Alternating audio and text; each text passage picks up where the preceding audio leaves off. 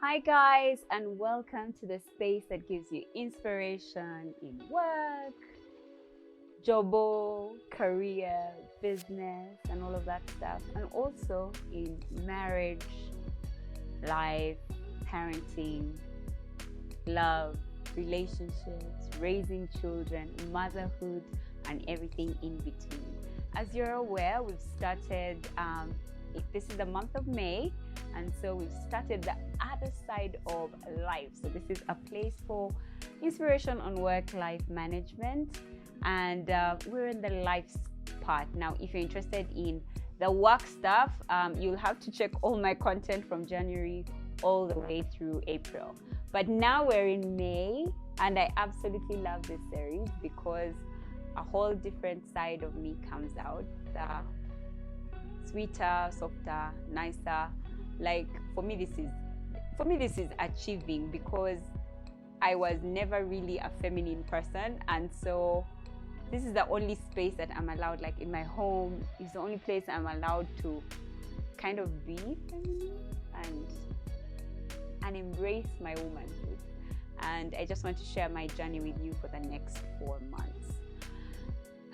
So I'm going to address some of the things that you guys said that you'd like me to talk about.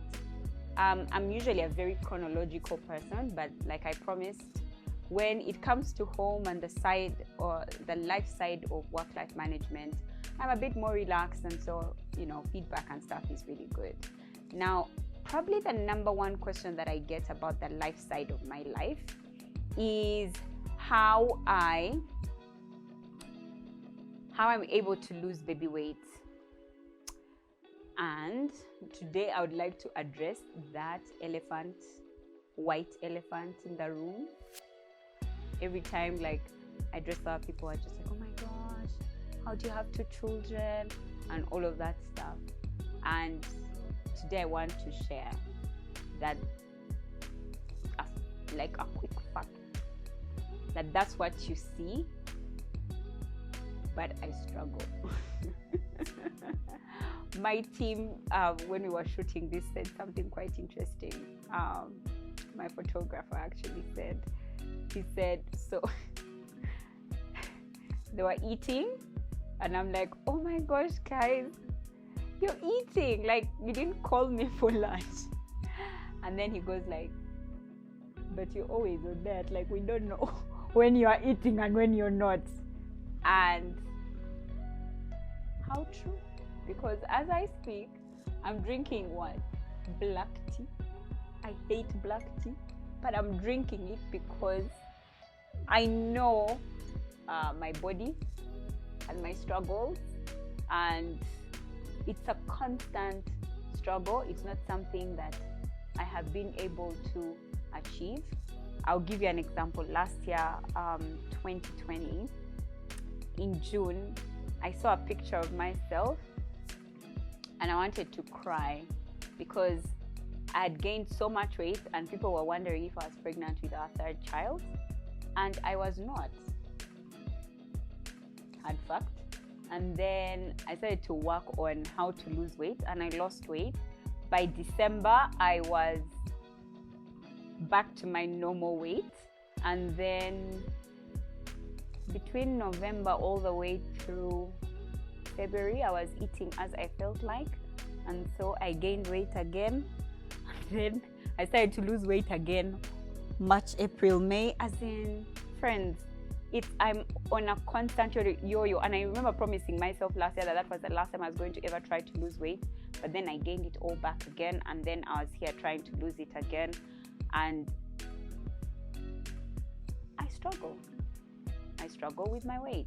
But there's certain things that I've learned along my journey which have kind of helped me, that I would like to share with you guys today. I hope you're excited. So if that's something that would interest you, grab your cup of coffee or water or whatever your throat wants to take right now, and let's dig in. So let me start with my personal journey. Now, there's a few things that have always come to my mind, like when it comes to my weight. I remember, so every time I gain weight, I understand what people say what they go through when they've gained weight, and people say they've let themselves go. I mean, I've had that so many times. Oh, women let themselves go. And my life changed the day I saw a statement that said, she didn't let herself go. She let herself be happy. Because, like, for me, I love food. Like, I love eating. Like, people, like right now I'm thinking of a burger and I'm just like, oh my gosh, whoever thought of making a burger? Thank you. You're the best in this world. Like, wow. And I know, like, you're having black tea and enjoy it. Anyway, so here we are, and people say to us when we've had children, when we've gained weight, that we've lost ourselves, we've lost it. And I'd like to encourage you to see it as you've let yourself be happy, because most of the times that's actually what has happened. You've let yourself eat the food that you'd like to eat, and that's not necessarily good food, and that you have enjoyed it. And I've allowed myself to accept that when I do eat a lot and eat the wrong stuff, I eat it because I want to enjoy food. I want to enjoy life. I really do want to enjoy it. And food brings me that. I love food. But then, when I've eaten and I look myself in the mirror, I'm just like, okay, now I'm not happy, right? This doesn't make me happy. What I see in the mirror doesn't make me happy. And when I'm a certain size, then I'm happy. And I've had all of these, all of these things that on social media, enjoy, it doesn't matter if you put on a few kilos or a few pounds and all of that stuff. And the first thing that I would like to say in my journey of maintaining my weight after the babies is that you need to define your happy. Is your happy when you're eating, or is it when you look a certain way? And I know the world is saying, like I said earlier, that, you define what you look like. Let not the world tell you what you want. But I remember even before social media, as a child in my S1, it really did bother me when I was overweight. So I needed to come to a place where I recognized and accepted my happy. And while I absolutely love food, I'm way happier when I look a certain way, when I can walk in heels, when I can wear these clothes that I see and I absolutely love, and I don't have to get the size 16 of it. So define your happy, and don't be affected by what everybody says. I mean, there's people that I find when I'm my normal optimum weight, and they'll say things like, oh my gosh, what does Brian touch? There's no butt. Like, where is her butt? You understand what I mean? But I've learned to define my happy, because I realize that when I have an that big,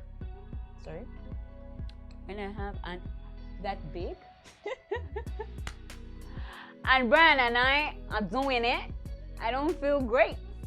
I'm sorry, I don't. Like, I'm just like, I'm too heavy, I'm sweating, there's so much. My gosh, why do I, like, it's so hard. And yet when I am the optimum size, that makes me happy, you guys, Brian will tell you that he's like, yeah, it's okay even if she didn't have a butt, but me, what happens for me in the places that matter is she delivers. So at that point, it's coming to a place of understanding what is your happy, what makes you as you happy. And to be honest, if it is to lose weight, lose the weight. If it's not, then don't be forced to. You know what I mean? If deep down as you go to bed you feel it, then you need to do something about it. So the first one is learn you're happy. I'm sorry, I wrote this stuff down because I knew I would forget it, and also it was just kind of random in my mind. So I was like, oh, I better write this stuff down before. Then the second one is learn your body. Friends, learn your body. I'm a 5'6", and 70 kilos looks a lot on me. Like, I don't know how to explain that. And yet 70 kilos on somebody else looks like very little on them. You know what I mean? And so I learned my body. The other way I learned my body is how it reacts to food. Yeah? So I love milk. Bless the cow. I love milk. But my body doesn't. My body doesn't take it well. I love bread. My body doesn't take it well. Like when I have milk and bread, I just can't stop passing gas. Like, and I've come to allow, I've come to accept. I'm there constantly doing some quiet here's and there's, like, because I, gotta release. While my mouth and my lips absolutely love milk and bread, clearly my body doesn't. Learn your body. Learn how your body reacts to food. Be cognizant. I love beans. Gosh, guys. Beans, aren't they like the most amazing? Like, wow. Then my body doesn't like beans because a dress that fitted me yesterday, the next day won't fit me. Why? Because I get bloated. So I have this uncomfortable feeling in my stomach the entire time, and I'm constantly lying down to pass guys, like, know your body. Know your body. I realize that when I sleep and I've not eaten at night, I wake up feeling lighter and better instead of tired and heavy. So even if I see something that I really badly want to eat and it's 8 p.m. and I'm about to go to bed, either I'll remind myself of the feeling that I'm going to get and eat it so that by morning I'm just like, yeah, those were the granuts that I ate at night with my black tea. That was on me. Or I leave it all together and say, no, that the feeling that I have in the morning is way worse than missing out on the food today, right? Missing out on it right now. So learn your body and how it reacts to food, because your body is communicating. You need to listen to your body. Listen to your body. Also listen to your body and how it reacts to food on the scale. If there's certain foods that cause you to gain weight, girl, let's stop this dilly-dally thing and hoping that, man, when you drink all of those milkshakes and eat all of those fries, somehow by some magical way, you shall remain a certain size. Let us accept, let us allow when our bodies don't act a certain way. I remember a friend of mine was telling me her mom said to her that before age 30, everything comes naturally. You can run, your face looks fresh, you can wake up and not shower and it's kind of okay. But after 30, you need to work on not showering and it comes out okay. Like, you really do have to work. We have to work on wrinkles, we have to work on... You don't have the luxury to take ice cream and then it doesn't show on your body. Well, for some people, yeah, but for some of us who struggle, that's not going to happen. The third one is learn your food. Do you know that you on average eat the same food every day? Like, on average, you eat the same stuff. Like, it's not like sometimes you decide to go and eat seafood, or you go, if you don't eat coconut, you're not eating it now. You know what I mean? That you generally eat around the same kinds of food. So learn your food.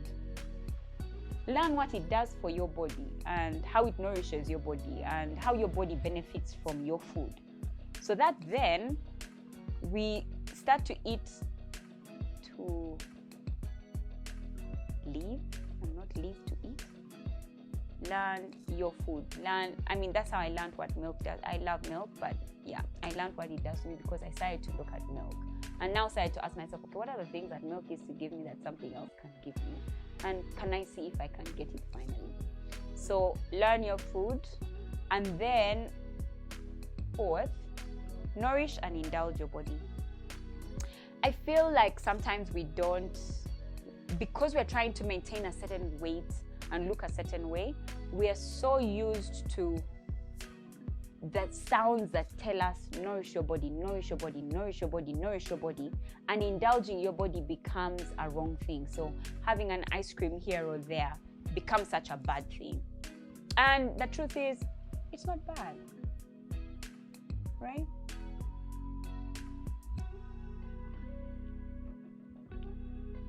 Anybody agree? I feel like every time they tell you can't have ice cream and it becomes taboo, then you stop you stop looking at it. How do I say it? When you stop from having ice cream and it becomes taboo, then you want it more and more. It's like a child. Now you start to want it over. Then you have it over. And then you keep telling yourself, oh my gosh, this is wrong, I shouldn't be doing it. But what if we just planned? Every Friday evening, I have ice cream. Because after 30, you don't have the luxury to have ice cream anytime you feel like, because you're sad and now you need some encouragement. No, you don't have that luxury anymore. But if you knew that I'm going to take my ice cream when I'm in my home, I'm going to watch a movie, and I'm going to eat a big bowl of ice cream, and you can indulge your body. So I think a fourth principle is to nourish and also indulge your body, like kind of find a nice balance between the two. And then lastly, start small and slow. So I'll give you an example of myself. This is my water bottle. I tell myself that I need to finish at least one of these bottles every day. Now, it's just 1 liter, right? But I'm a person that's come from the only source of water for my body was saliva. So, that reminds me, I need to drink. Guys, the only source of water for my body before I started after my children was saliva. And I'm serious. That was whenever I was thirsty, I would drink a Coke. And whenever I was hungry, I drank a Coke. And whenever I was thirsty, I drank a Coke. Coca-Cola, Coca-Cola, Coca-Cola. So even to move to 1 liter for me is such a big thing. I actually started from 500 ml. And I've been telling myself I have to drink at least 500 ml for possibly the last 3 years. And now it's only when that I'm moving from 500 ml to 1 liter, and clearly I still struggle. But before I try to go and take 3 liters a day, a gallon of water a day, surely if I've been only having saliva as my water, do I think I'll keep up with 3 liters? No, I won't. But I know in the next 3 years, I'll be moving from 1 liter to 1.5, and from 1.5 to 2, because I think just knowing that your journey with food and your body is going to last a lifetime, you want to start slow and you want to start small, because girl, you're going to be drinking 3 liters of water every day of your life for the rest of your life until you're 125. So what in heaven is the rush to drink 3 liters of water tomorrow? Cut yourself some slack. Which brings me to the last and final one, which is our journey on our bodies and our weight is gonna last for a lifetime. I always say losing weight is possibly easier than maintaining the lost weight. Seriously, guys, losing it is possibly easier than maintaining. Zilch. I swear, for me, that's it. I find it so much easier losing the weight than maintaining the loss of my weight. So I'd like to share just a few tips that I use right now on my journey. One, I count my calories. When I work out, I eat 1,500 calories, and when I don't work out, I eat 1,200. Sometimes I switch it up. When I am like at my lowest weight, when I work out, I'll eat 2,000 calories, and when I don't work out, I'll eat 1,500 calories. so I count my calories. 2, I work out, and I'm a gym junkie, but now my life changed, and so I don't have the luxury of gymming the way I used to, and so I gym at home. Maybe I should do a video on that, right? I think I should do something. Let me do something on that. Let me know in the comment section if this is something that you would like to see. So I work out. I try to work out 3 times a week: Monday, Wednesday, and Friday, or any other 3 days of the week. And I play around with my exercises. I'll do Pilates, I'll do weightlifting, I'll do walking, I'll do swimming, I'll do running. I really do play around as long as there's some form of physical activity that my body does. The third thing is I intermittent fast. So from 8 p.m. to 10 a.m. my body is not eating, so that my body has time to process the food that I have eaten the night before or the day before. And I mean, so 10 is when I have my breakfast, because I am breaking the fast. So if you're not fasting, waking up in the middle of the night to eat, honey, please. 90, okay, maybe not 90, a great percentage of my meals are whole food. So matoke, sweet potatoes, rice, like they are whole foods straight from the garden. Beans, which I know my body doesn't like, but I have no other alternative. Beans, peas, beef, goat. I eat as natural as I can from the ground, but I eat it on time, because I realized, remember that thing about knowing your body and knowing your food? I realized that I eat the biggest amount of junk when I don't eat on time, and I'm so hungry, and then the only food available is chips and sausages, right? So I really try my best to ensure that I'm eating whole food and I'm eating it on time. And then I try to drink 1 liter of water a day. 1 liter of water a day. Now, if any of these tips helped you, let me know, or tell me what tips you're using to maintain your weight or lose weight, and let's share in the comment section. I hope you enjoyed this episode. Remember to like, comment, subscribe, share. Please share. Thank you so much for all of you that I have shared. And remember, if you'd like to talk motherhood, marriage, homemaking, family, raising children, I'm available, and the link is in the description box to get an appointment with me, either on phone or if we can meet face to face. Until next time, I can't wait to see you. Bye-bye.